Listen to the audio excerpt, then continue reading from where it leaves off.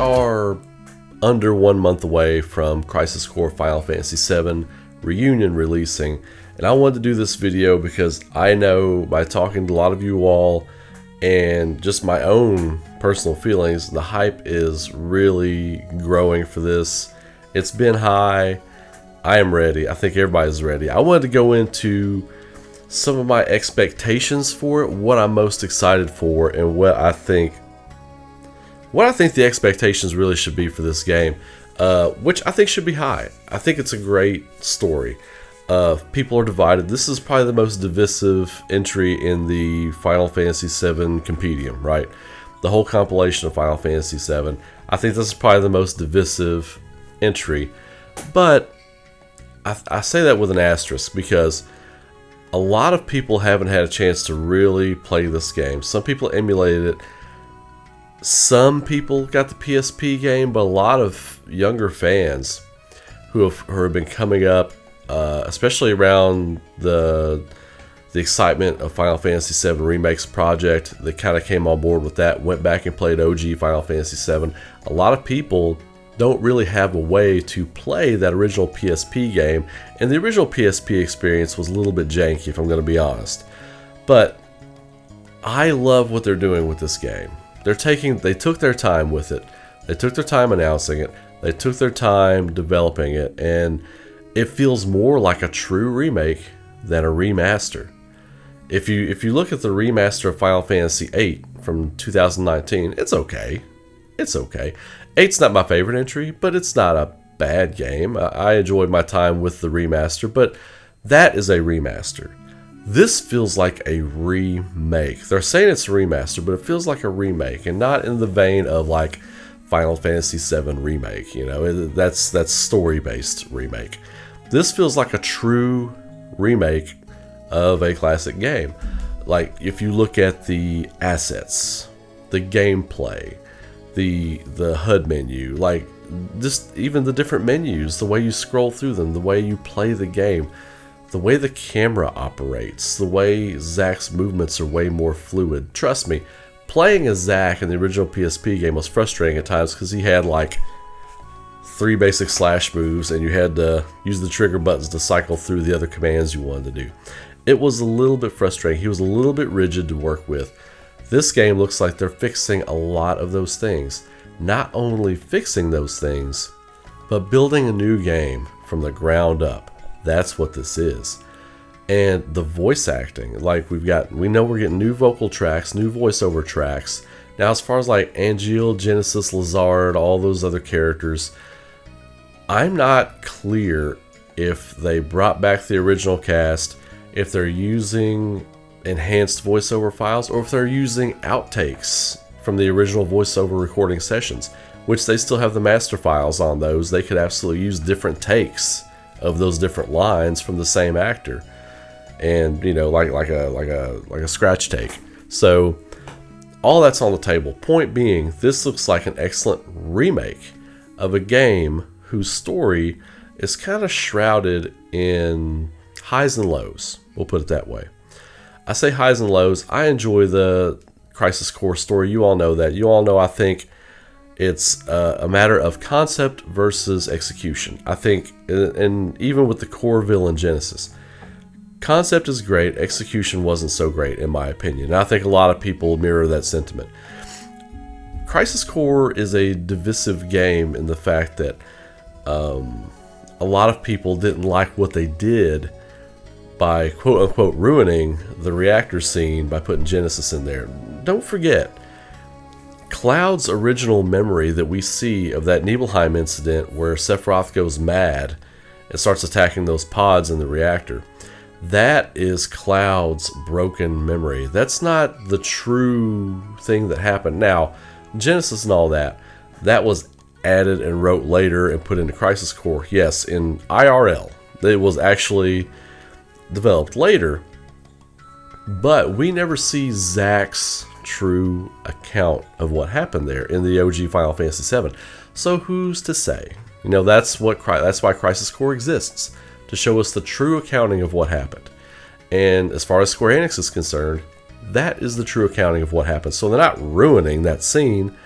They're just saying, hey, as a later aside, like if you're a comic book reader or a manga reader, you know, chapter 250, it shows this happened. Well, chapter 478, it says this is what actually happened. This is the true account. That's all Square Enix did. So you love it, you hate it. It is what it is. It's there. It's canon. So, but I really am hopeful that they expound upon the game itself.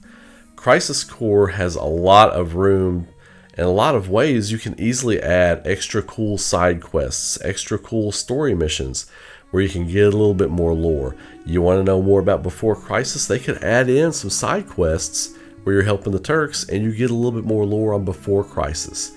And these side quests can easily be added because they're missions you take from HQ and you just plop. You're dropped into a scenario and you go and do your thing. I do hope we get more of this because I think it's going to add to the replay value. I think it'll add to the original playthrough value. And it's just a great way to give gamers more. And you all know me, I love side quests.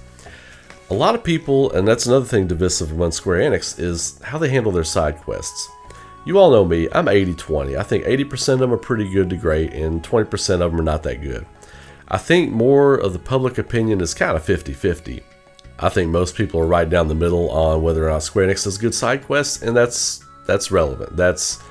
I think that's more along the lines of what the average person is. I'm a little bit beyond that because I can forgive a bad side quest here or there where most people won't.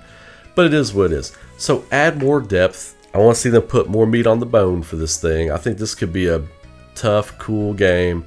I want to see them put more meat on the bone. Now let's address the elephant in the room, right? The elephant in the room is this.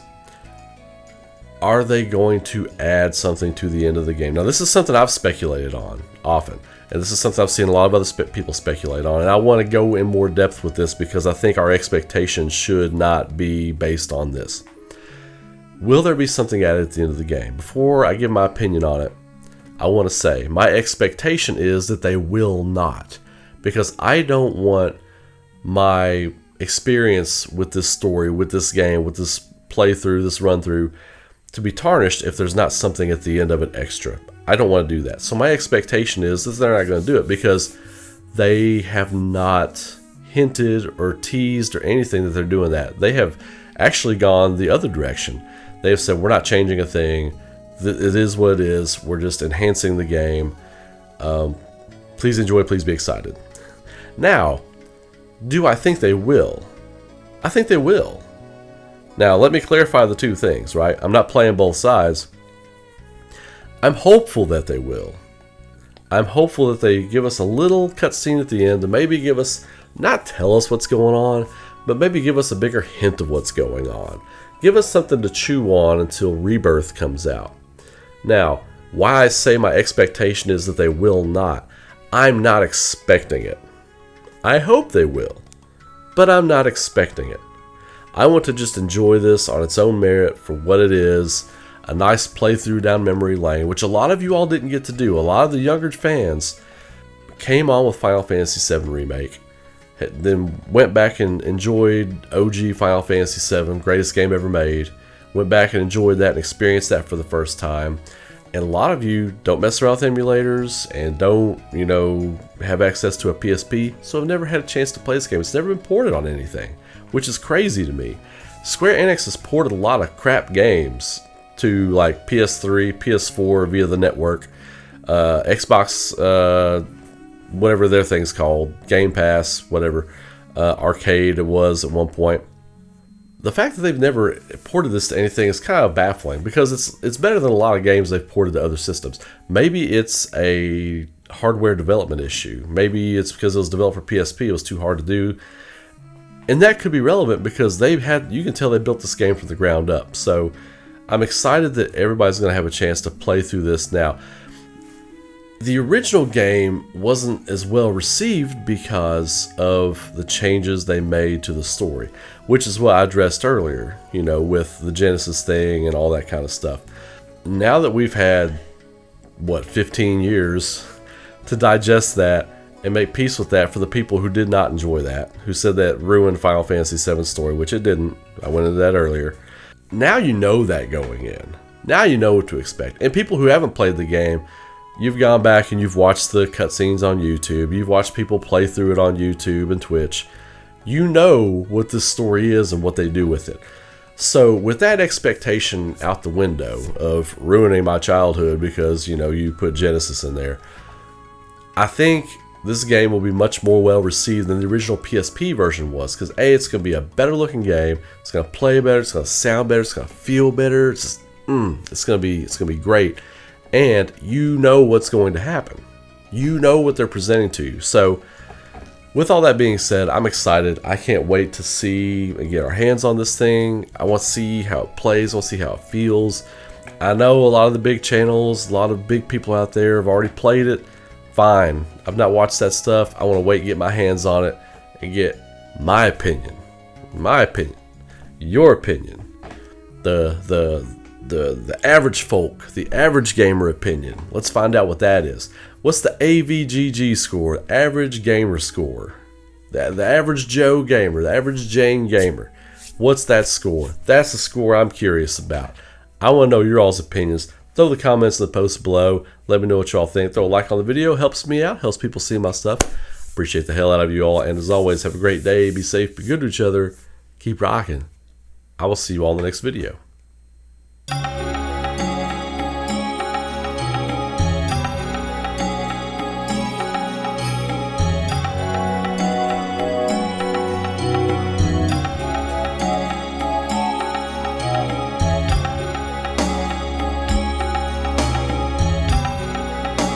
I want to say a quick thank you to my YouTube and Patreon members and supporters. If you would like to support the future creation of content on this channel, get some few extra perks and some art sent to your door every month, consider becoming a Patreon or YouTube member. Details and links are in the video description.